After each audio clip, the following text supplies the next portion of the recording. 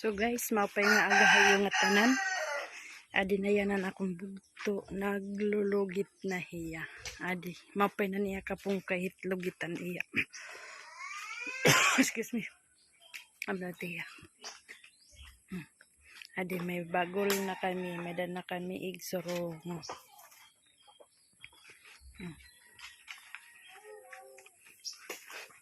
Iya pa ito haringan, pagkatapos isusunad na niya taod-taod.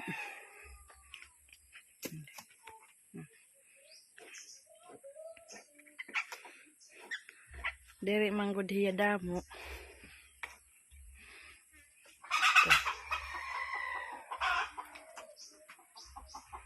Nakabunay na dabil.